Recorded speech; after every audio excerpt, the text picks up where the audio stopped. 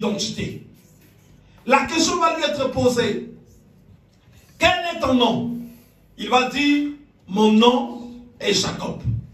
Et après cette lutte, Dieu va lui dire, ton nom ne sera plus Jacob, tu seras maintenant Israël. Parce que sa bataille, son comportement, tout ce qu'il avait vécu, les difficultés, était du fait qu'il avait une identité qui lui était connue. Est-ce qu'on peut tenir l'enfant, s'il vous plaît? Par rapport à l'identité qui lui était connue. C'est là que va être le problème. Donc, il a bataillé. Le nom de Jacob, finalement, va être effacé. Il va être appelé maintenant Israël. Suivez très bien. Amen. Israël qui veut dire mis à part pour Dieu. Donc, c'est quelqu'un qui avait maintenant la faveur de Dieu. Quelqu'un qui n'était plus la même personne. Une personne qui était passée des ténèbres à la lumière. Une personne qui jouissait maintenant de toutes les faveurs, de tous les dons, de toutes les grâces que Dieu donne à une personne. Donc, après cette étape, nous allons retrouver maintenant cette étape que vous allez voir.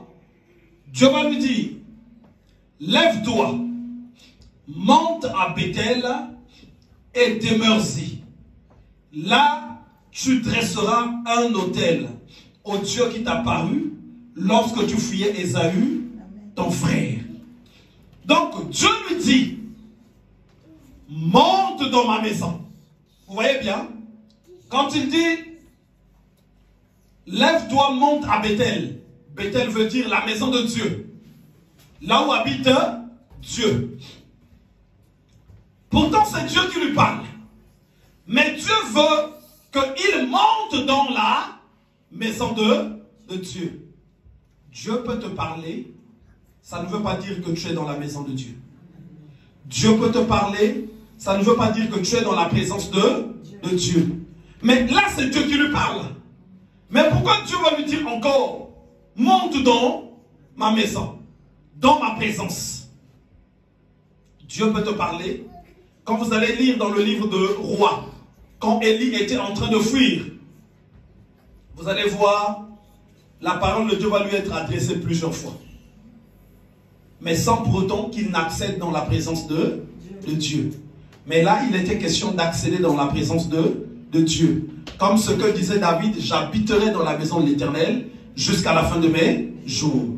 Donc, cette personne ayant la faveur de Dieu, vous savez, Dieu étant tellement bon, quand il marche avec toi, c'est lui-même encore qui va t'enseigner comment tu vas arriver dans sa présence. Qu'est-ce que tu dois faire? Toutes les démarches, il va t'apprendre, il va t'enseigner. Et là, c'était Jacob qui devenait maintenant Israël. Mais Dieu va commencer maintenant à lui parler, à lui enseigner. Il faut que nous ayons ce désir-là en nous. Apprends-moi, Seigneur. Vous savez, les disciples étaient bien avec Christ, hein? Mais ils vont lui dire, apprends-nous à prier. Apprends-nous à prier. Pendant que tu es maintenant avec Dieu, il faut que tu demandes à Dieu, apprends-moi à m'approcher de toi. Vous savez, ce n'est pas parce que tu as un mari que tu le connais véritablement. Ce n'est pas parce que tu as une femme que tu la connais véritablement. Est-ce que vous comprenez ce que je dis? Tu peux aussi avoir Dieu. Il y a des gens qui ont des maris ou qui ont des femmes, mais sans pourtant qu'ils soient proches. Vrai ou pas vrai? Tu peux aussi avoir Dieu, mais sans pour autant vraiment que vous soyez proches. Sinon, on n'allait pas nous dire, approchez-vous de Dieu. On allait se demander, mais c'est bon, vous êtes déjà avec Dieu. Mais ayant créé cette alliance avec Dieu, on nous demande encore de nous approcher de Dieu. Et quand tu es avec Dieu, ce qui est bien avec Dieu, si tu sais te tranquilliser, Dieu va commencer à t'apprendre à s'approcher de lui, à s'approcher de lui. Et vous savez, tel que nous sommes là ici, nous, on est dans une génération, si on regarde les années passées, une génération même plus loin de Dieu par rapport à Jacob. Les temps de Jacob, c'est les gens qui étaient proches de Dieu suivant l'ordre de la création. Mais quand il est maintenant en alliance avec Dieu, Dieu va encore lui dire, monte à Bethel. Parce que étant avec Dieu, il était question qu'il monte encore, qu'il recherche encore la face de Dieu. Dieu dit à Jacob, lève-toi, monte à Bethel et demeure-y. Il ne dit pas seulement monte. Il ne dit pas seulement monte. J'aimerais même dire à quelqu'un, la grâce, l'onction, il faut même la conserver. Quand tu ne connais pas qu'on la perd facilement, il y a des moments où tu te retrouveras, c'est comme si tu as été dépouillé. C'est comme si vraiment on t'a tout pris. Et là, Dieu va dire à Jacob, lève-toi, monte à Bethel et demeure-y. Donc, assieds-toi dans la présence de Dieu. Là, tu dresseras un autel au Dieu qui t'a paru lorsque tu fouillais Ésaü, ton frère. Regardez maintenant Jacob. Jacob qui voulait vraiment aller dans la présence de Dieu. Et c'est sûr qui avait observé tous ceux qui l'entouraient. Il regardait, comme dit la parole de Dieu, connaît l'état de tout un chacun de tes brebis. Vous savez, dans notre environnement, femmes, maris, enfants, tous ceux qui t'entourent, tu dois apprendre à regarder. C'est un point qui va t'aider à savoir monter dans la présence de Dieu. Il faut que tu arrives à comprendre quelles sont les choses qui empêchent d'aller dans la présence de Dieu. Quelles sont les choses qui coupent la présence de Dieu. Dieu parle à Jacob. Regardez maintenant l'attitude de Jacob.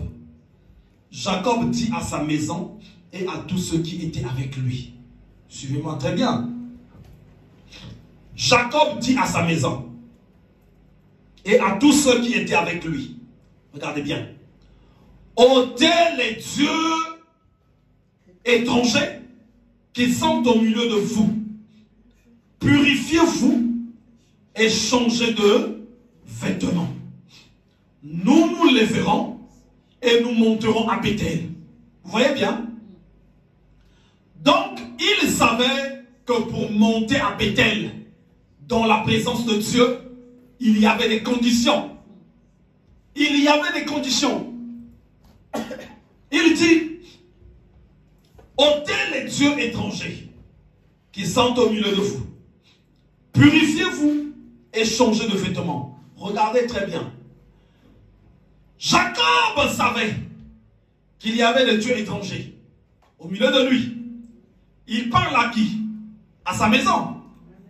Il savait qu'il y avait de la souillure. Il savait qu'il y avait des mauvais vêtements. Donc les étiquettes, beaucoup de choses. Aïe, aïe, j'aimerais vous dire quelque chose. Est-ce que Jacob peut voir plus que Dieu? Si Jacob a vu, ça veut dire que Dieu avait déjà vu toutes ces choses. Mais pourquoi Dieu ne dit pas à Jacob, purifie ta maison et montez? Pourquoi Dieu ne le dit pas? Dieu n'est pas venu dire à Jacob, purifie ta maison et montez. Mais Dieu vient lui dire, monte. Vous savez, il y a des moments où Dieu arrive, il te donne une parole. Pour le reste, c'est toi qui vas te débrouiller. C'est comme tu avais faim.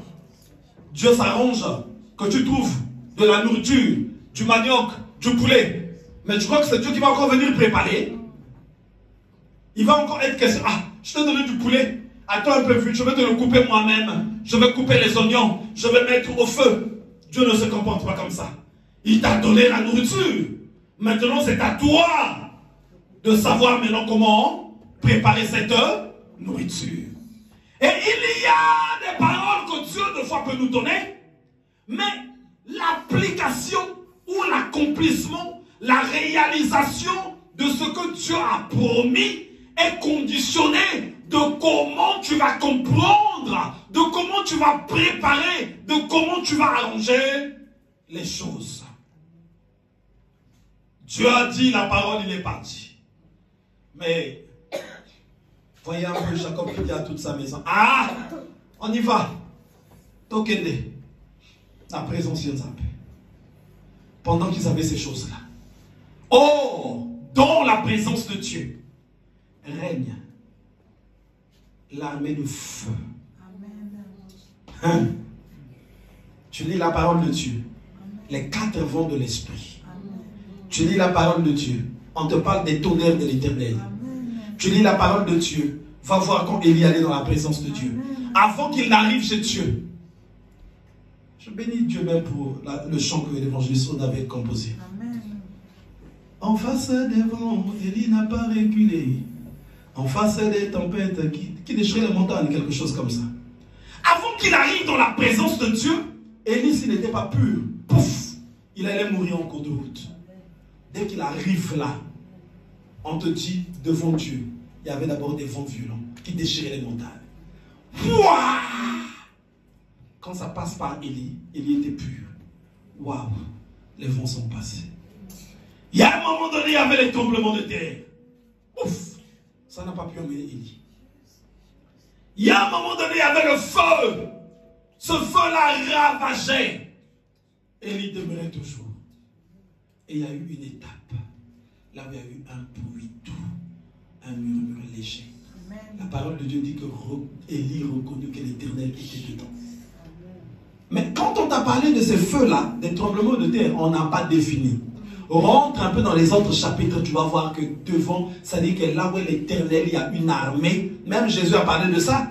Ne crois-tu pas que je puisse invoquer mon Père qui est dans le ciel, qui ont vrai une myriade d'armées? Et donc, si Jacob, il savait, vu qu'on a reçu l'autre, mais si on va seulement comme ça, même moi-même, ça peut causer ma mort. Il a dit à sa maison, vous, hein, ça fait longtemps qu'on a des problèmes. Vous voyez d'où je viens. J'ai été critiqué. J'ai été cessé. J'ai volé. Les gens m'ont poursuivi. J'ai bataillé. J'ai changé. Mais ne me créez plus de problèmes. Il y en a maintenant assez. Nous devons aller dans la présence de Dieu. Mais je vous dis, maintenant il faut ôter les dieux étrangers. Dieu n'est pas descendu pour venir ôter ces dieux-là. Mais Dieu pouvait dire, mais je ne suis pas d'accord. Je viens vous ôter ces dieux. Parce qu'il y a des choses que Dieu n'ôterait jamais.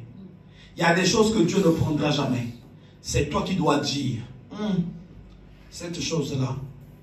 Voilà pourquoi le livre de Romains 12, on te dit que ceux qui grandissent, c'est les gens qui arrivent au niveau où ils discernent qu'est-ce qui est agréable à Dieu et qu'est-ce qui n'est pas agréable à Dieu. C'est Romains 12 qui dit ça. Quelqu'un peut lire le verset 1 à 2. Je crois que c'est dans ces points-là qu'on retrouve ça. Quand une personne arrive à ce niveau de discernement, c'est là où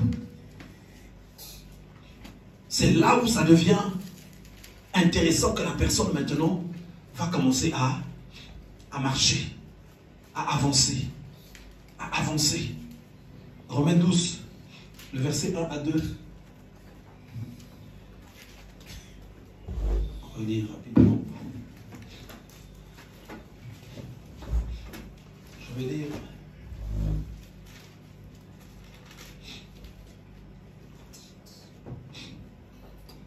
Je vous exhorte donc, frères, par les compassions de Dieu, à offrir vos corps comme un sacrifice vivant, saint, agréable à Dieu, ce qui sera de votre part un culte raisonnable.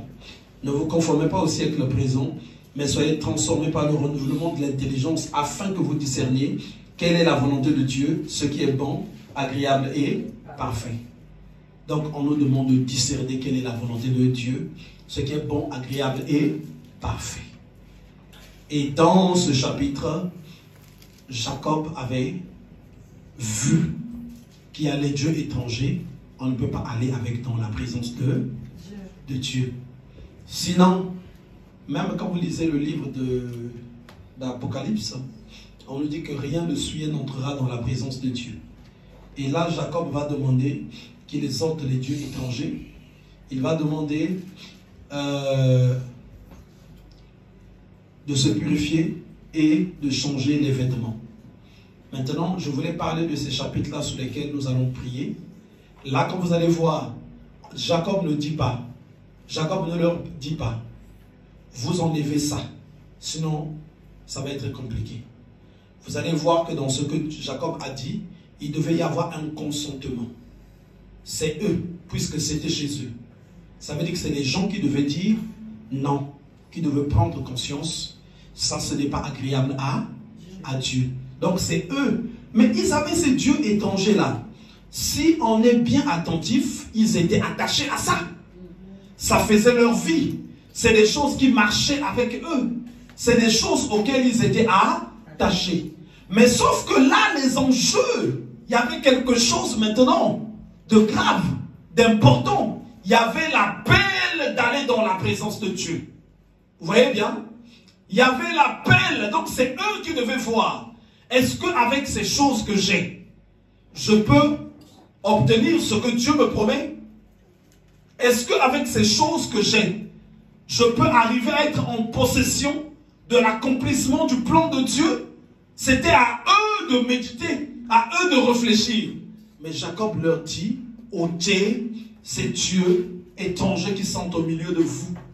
Purifiez-vous et changez de vêtements, leur a sonné.